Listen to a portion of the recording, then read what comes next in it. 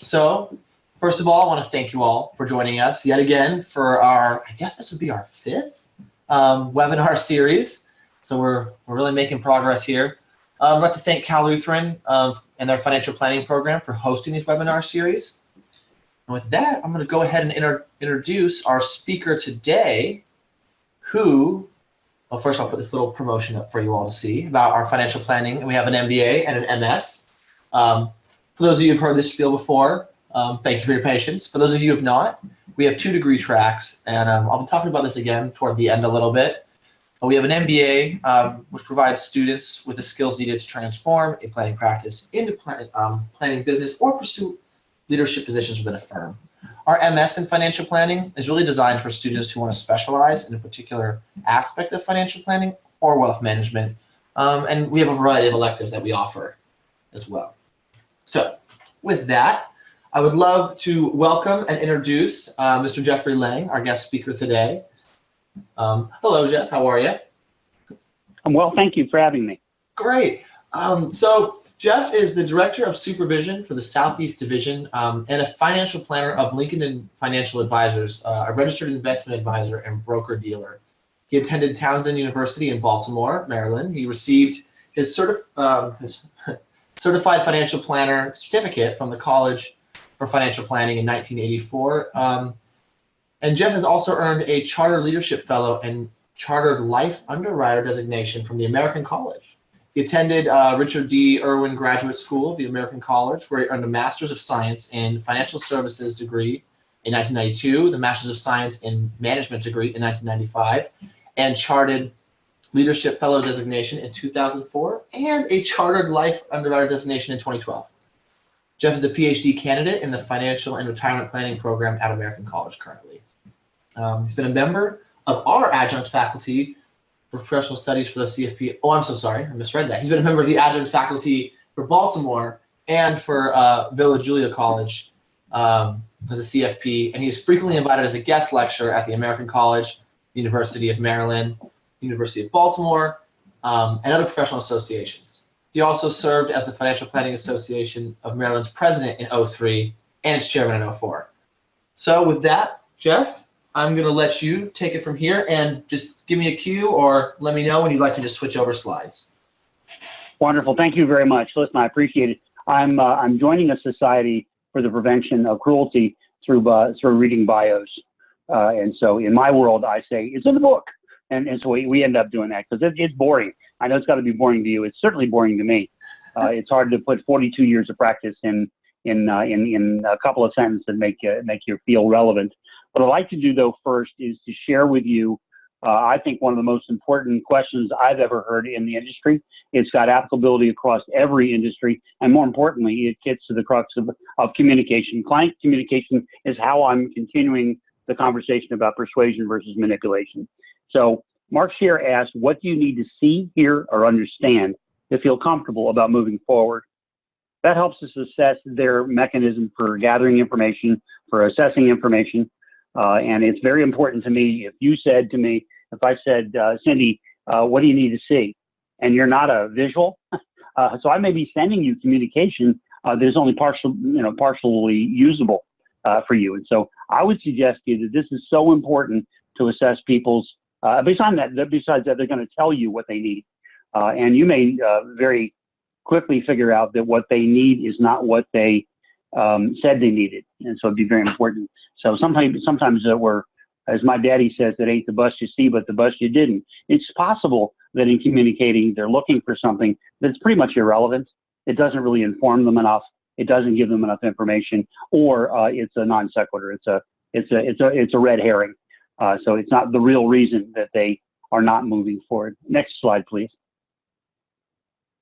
Thank you. So I want to concentrate just in the couple of minutes that I have on the how and why of communication, predominantly client communication. So that would be, hypothetically, it would be a prospective student, a prospective client. Maybe it's a current client.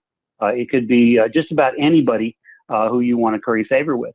And so I'd like to talk a little bit about the fact that, for example, in preparing for this, I would tell you that I was much more effective in synchronous communication on the phone with my folks was so much more helpful than the asynchronous, which is I send them an email, a little while later, they'll interpret what I said. They'll figure out how they want to communicate, and then they'll send it back. And it wasn't what I said at all. Frankly, it's not, and the fault was mine.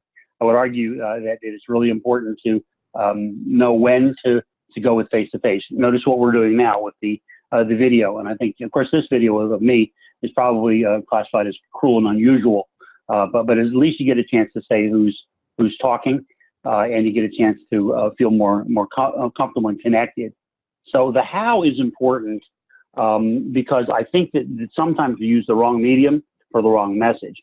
So, Cindy, if I were to call you and need to give you bad news, would you prefer that I don't know, should I call you? Should I see you face to face? Should I send you a report? Should I send it in a letter? Which mechanism might I use? And I think it matters. It matters a great deal. It also matters whether or not I'm trying to give you one-way information. I'm trying to make you understand something or tell you, hey, what's changed? It's entirely possible that the message is just fine, but sent by the wrong medium. So face-to-face is my favorite. I think it's for most of it, it is, but many times we don't have that luxury. We are subject to the phone where we only get a small portion of the information. It's been said, and I can't quote it exactly, but I've told people that 7% of all communication is verbal, and the rest is nonverbal.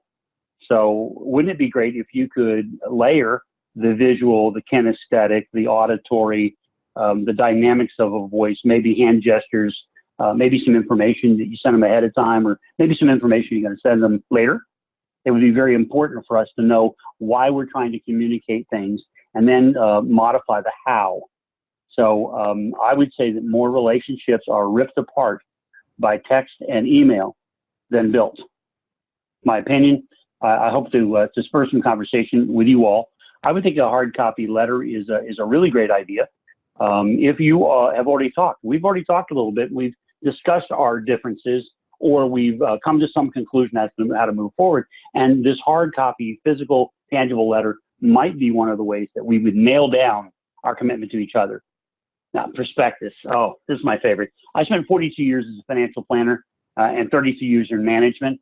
I will tell you that a prospectus, it was designed, by the way, it's very interesting.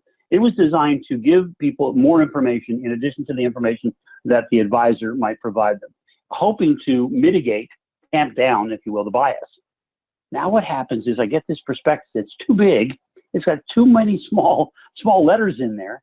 Oh, by the way, and here's another problem, for those of us who are really quite technical, they have to round, which means it doesn't mathematically add up. So you have this discontinuity in your brain.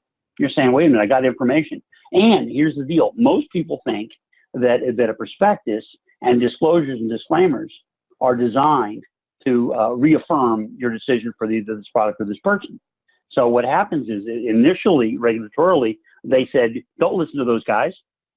You need to have this information so you can make a better decision. But now what happens is I stand on top of this enormous document, which I've given them, and they see it as a stamp of approval. They didn't read it, didn't want to read it. But what happens is it's a perverse reaction. So the communication may actually have an entirely unintended consequence. Prospectuses, we've talked about paperwork. I don't know how you all are working on paperwork, but it's getting more and more complicated these days. And sometimes we say, hey, I'll send you over the paperwork. Well, now you're requiring these people to know what goes in the block, and then to make sure that it's neat, complete, and on time. And then when they send it back to you in a less than optimal state, you've got a decision to make. Do you complete it, knowing that they've already signed it? I hope you don't. Or do you bother them again? If it's really complicated, you know what you should have done? We should have gotten in our car, we should have gone to see the client, and we should have had a relationship building conversation. At least we possibly, from a communication standpoint, could have done an interview over the phone to go through the paperwork so that they were fully understanding, and then when they signed it, they had a better idea of what's going on. But you can't consider part of a contract if you've modified it after they've signed it. Just generally bad business, if not downright inappropriate and illegal and unprofessional. Next slide, please. Thank you. So the bigger issue for me is, why are we communicating? Because sometimes we tend to over communicate. So I was talking earlier about the 6 letters. I don't know what businesses you're in, but I was told that there are only 6 letters in the entire industry. I need a referral. Thanks for the referral. You are a referral. That's interesting. I need an appointment. Thanks for the appointment. And to summarize the appointment. Almost everything we do can be summarized in these kinds of letters. So the benefit of that is you get to spell check it, you get to work on the spacing, you get to make sure that it looks professional, and you can say send a number 2 to Mrs. Wilson, and look at the efficiency that happens there. So it doesn't have to be an individual thing. So we could wrap our arms around the process to make sure that it was everything it should be, and of course getting it checked to be sure it doesn't miss anything key important, particularly if you're working in multiple states and that sort of thing. Be very important. So the question is one of manipulation or persuasion. It really depends on whose expectations you're trying to meet, right? So the question is, what are your expectations? What is it you're trying to get from the client? And why not just say it? And or a staff person or a kid who wants to eat their broccoli. So the question is, whose outcome are we looking for? I know I've sat at a table waiting for my mother to leave rather than make me eat vegetables I didn't want. And so, by the way, that was not a good strategy, just so you know. So communication. It starts off with you're not getting up until you finish. And then we got to just 1 bite, please. And then, of course, we had the dessert that was near. And so here's the question. Is that manipulation? Or is that persuasion? Well, it's clearly manipulation, but it was a whole lot better than going to bed hungry. My point is whose outcomes are we measuring? And it's really interesting to tell the clients or your staff or the people with whom you work what the expectation is. My expectation is this particular a piece of work will be done. It will be neat, complete, and on time, no later than X. That's not a manipulation. That's a statement of expectations. And I think that we could get out of a great deal of difficulty in the industry by stating our expectations. What do you hope to get out of this meeting? Here's what I'd like to get out of the meeting. So are we there to provide them information? Well, maybe we're there to change their mind, maybe expand their understanding of certain options. Are we there to educate? There is a huge difference between informing people and educating them. And of course, all the people on the call here hopefully will agree with me. Are we here to motivate them to action? The greatest failure in our businesses combined is to motivate people to action. So there are studies that say that people don't like to ask more than 4 times. If I ask Cindy 4 times to agree with me or to do something, she's going to feel pressured. And yet we find out at about 5 or 6, they say yes. And then they're motivated to actually take action. So we're back to the question is, why are we bothering? Why are we working on this communication? What do we hope to get out of it? Now, the difficulty that we're going to have is that we are living in an environment now where commission sales of any kind is deemed to be suspicious, and particularly if you're in the investment world.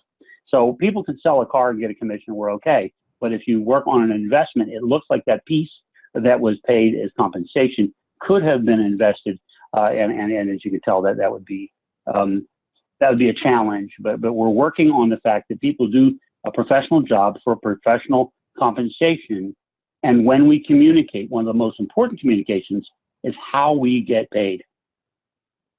And it'd be like the very first thing I'd like to be able to tell people, listen, I know you don't understand how I get paid. Let me just tell you how I get paid. I get paid fees and commissions and referrals and goodwill and that kind of thing. But it'd be very important if you were going to ever try to figure out a way to be successful is to be able to articulate how you get compensated and what your main motivation is. Now, you got to be true to that. You can't just talk about it. You have to actually follow through. And here's the other issue. If I had to give, and I talk about Cindy because I just spoke with her. If I had to give Cindy bad information, by the way, she's not going to like it, by the way, just so you know, it's not good. Does she want me to email her? Call? Letter? WebEx? It's really important to figure out how to give people the right kind of information in the right mechanism. And of course, one of the ways you figure that out is you ask them, hey, listen, I've had bad news. What do you want? Hey, they say, Jeff, just rip off the Band-Aid. Well, sorry, your market, the market just took away 4% of your 401k. Or the thing I told you yesterday is now no longer true. That kind of thing. So the issue is that you should go in with expectations that everybody can agree to. You know, we're going to say our conversation is a success if it does this, this, and this, and avoids that. In addition to that, I'm going to say my objective is to get you comfortable. Back to Mark's here, so I can ask you, what do you need to see, hear, understand to feel comfortable about moving forward? And if you think about it, that's all we're really asking. Communication is to get people to see your way of thinking, but not just see the way, but then to act on it. Next slide, please. Thank you. And I'm going to let somebody take this away. Oh, thank you so much. That was actually quite informative. So at this point, if there's anybody with any questions, now is the time. So please feel free to chime on in. We also have that raise hand feature if you'd like to do that as well.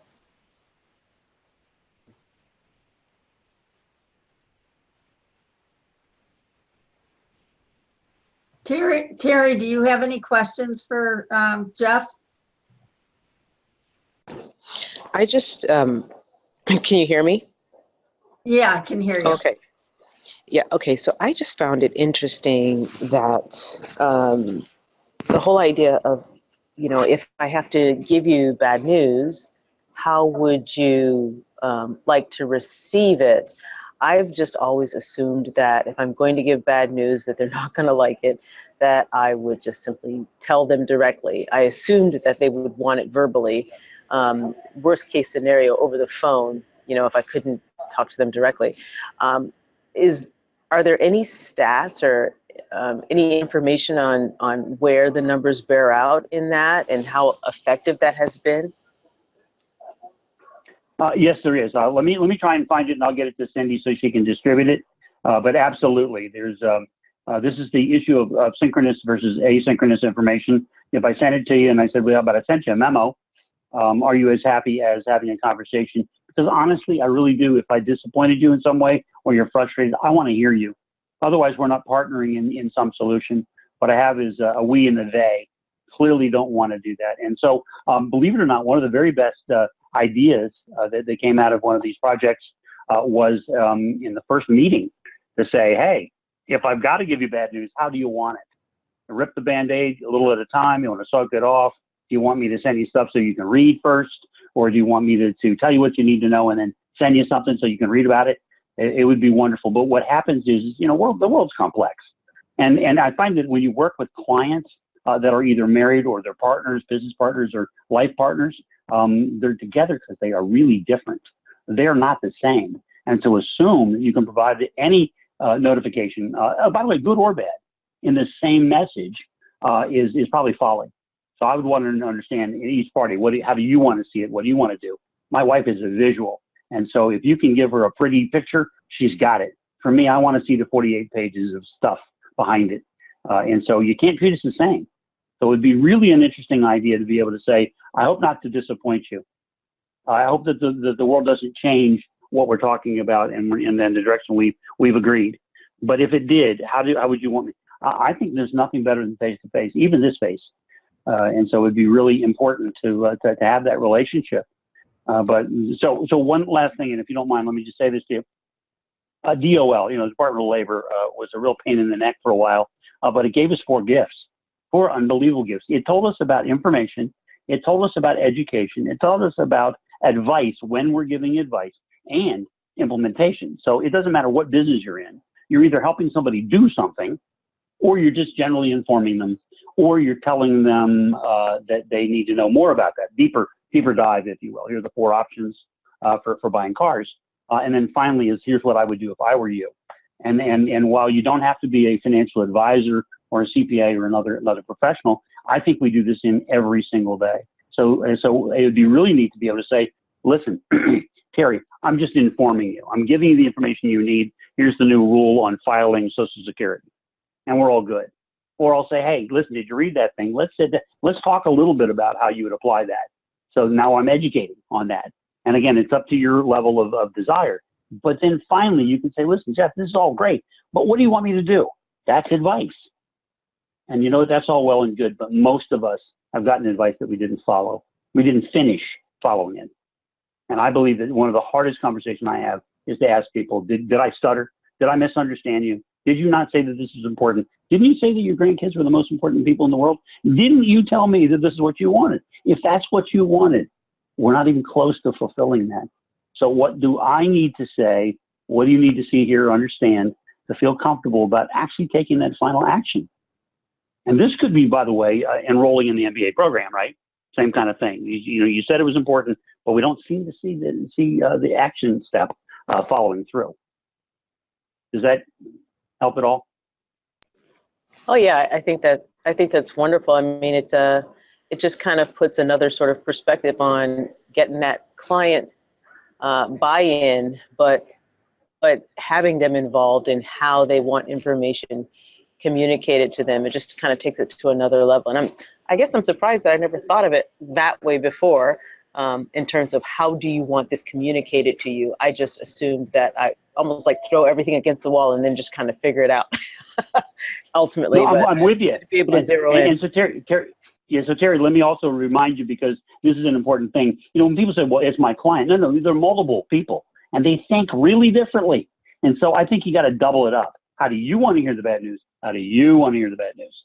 And so it could be important. But then again, I say, listen, if I want to sit down and educate you to the point where I'm going to ask you to make a decision, how should we do that? Well, one guy would say, send me the pre-work. I want to read it through and be cognizant of what I'm talking about when I visit with you. And of course, there are a lot of people, and again, I get in trouble for saying this. I apologize if I have offended anyone, but I am less worried about people being illiterate and more concerned about them being innumerate. Because one of the ways we manipulate people is we use numbers, and we do it frivolously. We do it real. 4 out of 5 people would tell you, Terry, that this is the best way to go. I made it up, right? So I'm arguing that we have to not prey on the innumerate. We have to be clear. We have to say, according to the label, Department of Labor, okay, we got to source it. We got to point to it and say that it's very important for us to be believed, because if you think that I'm throwing too many numbers around and that I'm making them up, all of my credibility that I'm relying on to be able to help this family or this business owner or this school is now in peril. So I would argue in this case that it really has to do with what the outcome is and what you'd like to see. And then an ideal thing, and I will stop talking after I tell you this one thing. I have a very large producer. He's a really good guy. He is a hard worker. And I asked him why he was successful, and he said, people like me. Probably he has a South African accent, and I would do it for you. I don't want to offend anybody. So, and he's a great guy. He said, Jeff, people like me. And I said, no, people don't like you. He said, no, they really like me. No, they don't. But they love the way they feel when they're with you. You follow my point? So any communication that tears that down is my enemy. Anything that reduces your confidence in me, or that I did my homework, or that I care about the outcome. So I really, really mean it. I'm interested in people being involved with people with whom they have great confidence and they enjoy the difficulty together, if that makes any sense. Excellent, thank you. Yes, thank you. I actually have a follow-up question to that. So have you ever recommended, let's say a client's like, hey, I like to hear good news, bad news. I like to always be on the phone. I like to hear all my news delivered that way. But every time you talk to them after a follow-up, they're like, well, Jeff, you didn't tell me that. You didn't say this. You're like, but I did. This is what we talked about. So have you ever recommended to a client, maybe we communicate in a different way that's a little more something they could reference back to or anything like that? I do. But here's the thing that's kind of interesting, because I've been having a battle for 40 some odd years, and it's just been worse in the last maybe 20 years. Here's the point. People want to use email. And I say, I'm happy to use email after I speak with you. Now, after I speak with you, I didn't write you a note saying, I told you this, I told you this. I require you to write me a note that says you understand this. Ah. So now, and by the way, and I'm happy to revisit it, but you said you got it. You understood that there was a 2% fee over here, and that if we, whatever it is. So I believe that it requires us to communicate synchronously. I want to talk, and you get to talk, and we get to do stuff, and we come to a conclusion, and then we wrap it up in a documentation. And I believe that that's important, and we send it to them, we send it to all the other people involved, and generally that's the way it works. But I think that email instead of phone, terrible. Phone, then email, better. But generally people, I've had people call me bad names, and mostly my mother, by the way. She used to teach Marines to blush, by the way. Yeah, she was a Navy nurse. So no, I'm not afraid of having somebody be mad at me, but I want them to be, I want to separate the disappointment, the frustration, the fear, and the fact. So I gave you the prospectus. Here's the stuff. And by the way, this isn't trapping somebody in that we've told them, because we didn't tell them in a way that they got it. Right. And that's another issue. When you know somebody has a limited capacity and you know they can't get it, or you can tell them until you're blue in the face, but you've got to say it in a way that they get it. And sometimes that's very hard to do because we have complex matters that require lots and lots of disclaimers, disclosures, and prospectuses and that kind of thing. But the point is that some people will never emotionally get it. And you've got to ask yourself a question, which is whether or not they're suitable to do business with. Can they participate with me on an equal basis so that they can be deemed to have been qualified to make the decision? I mean, it's and again, I don't want to get too deep in it, but it is likely that we have dealt with people who just emotionally can't handle it. Sometimes we ask people to do things they're really uncomfortable about. I said, listen, you need $8,000 a month in income. What you're doing right now leaves you $2,000 short. I know you're uncomfortable, but in order to get closer, I think you need to do this. Well, Jeff, I'm uncomfortable. I understand. Let's tiptoe. Let's take half. Let's walk together. Let's find a way to get more comfortable. Because here's the point. At the end of the day, your bank account's going to be overdrawn. Mm-hmm. Does that make sense at all? Absolutely. So this yes. is, but again, it's not about us. It's about them. What do they need? So there's also another question in the chat, and one of them is asking, Yes. Are there good resources, books or otherwise, that we could reference to become better at this kind of client communication, manipulation, and persuasion? Yes. If you don't mind, I'm going to send a small biblio over to Cindy because I want it to be accurate and up to date. But yes, absolutely. And I will tell you, and again, not to sell somebody else's conversation, but I've been working with Dan Sullivan for 30 years. And he's very big on setting the table on relationships and stuff. And he references a few books as well. But I would love to, it's interesting. We're in a position where we have to ask the question. Again, I go back to the thing. I want people to love themselves when they're with me. I want them to feel heard and understood. I want them to belong. I want them to be recognized for their unique abilities. I also want them to understand they're not supposed to be great at everything. That's why I'm here. That's why the attorney's here. That's why the realtors here. We all have things to add to the team, and that would be important. So I believe there's some wonderful things. One of them is called Crucial Conversations, but I promise I'll get you a couple of books on that. But my main issue is that people are, as I said before, they're innumerate. They're not just afraid and illiterate and ill-informed and ignorant and arrogant. Sometimes they just don't understand numbers. So if I tell you need the numbers and you go, well, that's great, but they don't get it. So we err on one side, but we give them the real numbers, but then we have to break it down, right? So $2,000, a month shortage, for example, is like $100 a day of working days. And so it's 80 some odd dollars. And the question is, do you want to spend less? But anyway, so does that make sense at all? Absolutely. So the key is that is psychology, by the way. The other thing I'll tell you is that I belong to, or have belonged to, I don't know if I've renewed, the Financial Therapy Association. And there's a whole bunch of people just like us from every walk of life trying to work through the relationships and frankly our dysfunction about money. But anyway, so it's all of us out here trying to say, it's really therapy. The way our parents treated us about money, we carry it forward. And sometimes when I say something, you didn't hear me. You heard your father. You heard your mom. And so we're in a very interesting position. But anyway, so my point of all that is to simply say that if we, I got to be careful because it sounds too preachy. If we go forward in love and goodwill, and our objective is to care for the people who have made promises to others, I call it the no matter what promise. The no matter what promise is my biggest deal. If you stood in front of God and your friends and your family and all this other stuff, and you said you were going to care for somebody else, what did you mean?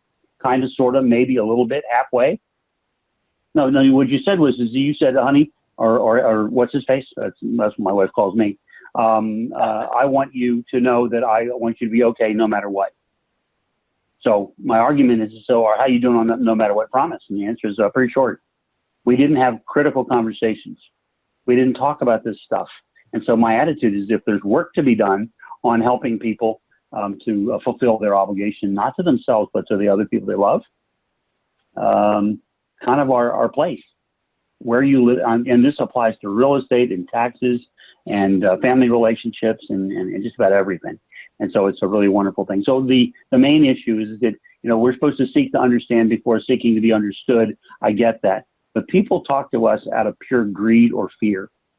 They only want to know what we can do for them. We're either going to push away something that they fear is A, hurting them now, or B, could hurt them in the future, or they're greedy. And I don't see that in a negative way. I call it cupidity. It's the desire to have more or want more, and I'm okay with that.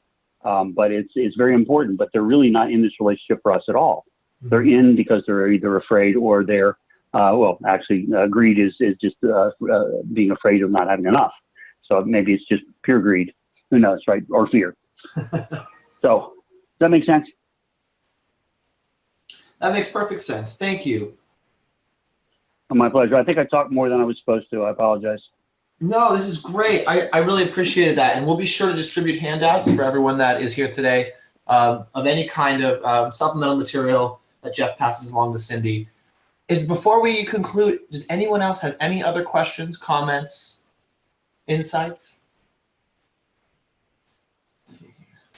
I see a lot of people saying this is it's been informative.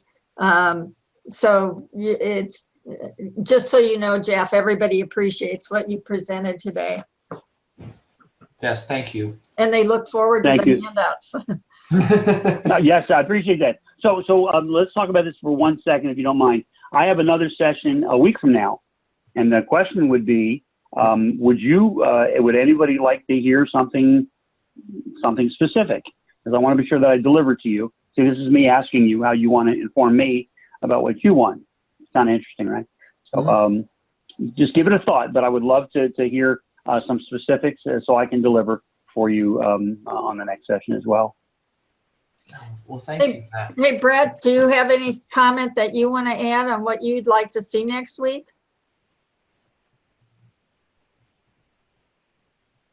You can unmute your microphone.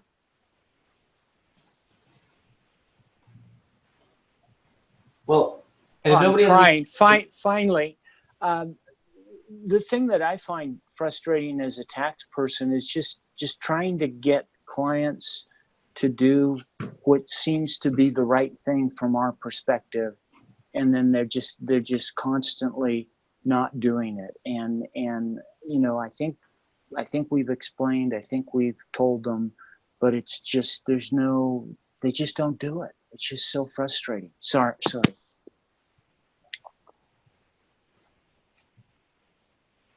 Well, that's a good comment. Good. I will work on that, and I do have that. It's actually in my next presentation, so hopefully you'll like that. We'll work on that. So that'd be great. I'd be happy to provide that. All right. Melissa, do you have any comments? We haven't heard from you today. No, I'm good. Thank you, though. All right. Hopefully we'll see you here next week. Yeah, this is cool. Cool. All right. And Jared, I don't think you have any comments. If you do, you can add.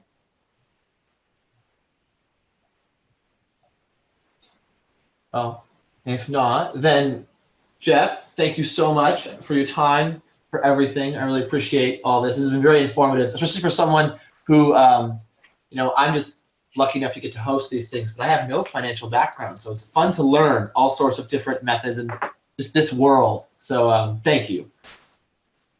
My pleasure. Thank you for your low standards. Well, if you're like me and you would like to learn more about financial planning or this whole field, just as I mentioned at the beginning, Cal Lutheran University, who's sponsoring this financial planning webinar series, has two tracks. We have the MBA in financial planning and we have an MS. The MBA provides, like I said, business and practical management skills for working professionals, and the curriculum is designed to prepare people to sit for the CFP exam, for example, or to further their knowledge of those already holding the CFP designation. Our MS really focuses on the arts and science of financial planning and client communication, such as what we covered today. If you have any other questions, any information, you can follow the link that you see in front of you, or you can talk directly to our financial planning program director, Dr. Chen, or to our fantastic program manager, Cindy Grecker. Anyone who's dealt with her already would know you're in good hands. So with that, I'd like to thank everyone for coming, and we'll see you next week. Jeff, we'll see you next week as well. Everyone, have a good day. Thank you, Jeff. Thanks, everybody.